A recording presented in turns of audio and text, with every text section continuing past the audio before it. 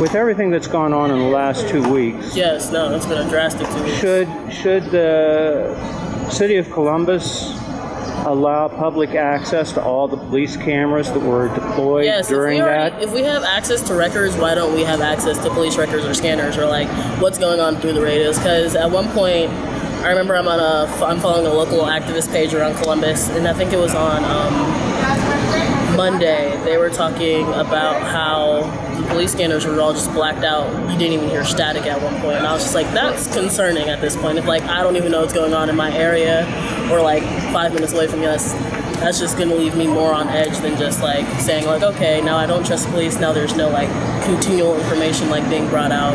Transparency is an issue. It is a very And you know what I was thinking. You know, I've seen bits and pieces on the news of questionable objectivity.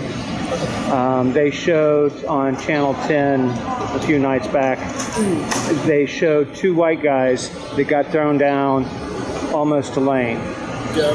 And then they brought on the police and they said, oh, well, this and this and this and this.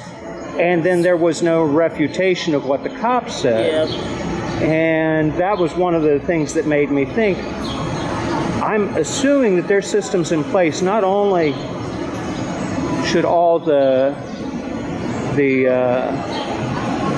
webcams on the cops be made available, but also the GPS location of specific cops so that you can track one guy the whole way, or you can see who's clustered and review that and let the citizens look. True. Rather than requiring a Freedom of Information request and the bullshit of, yeah, it'll take time to process and da-da-da-da-da. Now, I'm not sure about this. Taking it one step further, do you think that should be all the time? Any citizen can access any cop's webcam anytime. Not necessarily live, but you know, with a day delay or, you know, whatever, a reasonable... Especially if they were, like, in an incident, like if it was a domestic incident, you know, you just need to see that record of what action was going on. Because in some instances, like high-pressure and anxiety situations, some people are going to do, like, that fight or flight. Sometimes they just might black out, and they just do need those one or two details left over from that incident. I could see where you're coming from with that, like, yeah. Well, and I'm thinking, too, it might... If it's freely available out there and people utilize access to it, maybe people can come up with ideas about, hey, you know, in this situation, this is what I saw. What about if this approach was tried? Or what, you know, there's no doubt that the police are put in a lot of difficult situations. They are. And it's when they behave...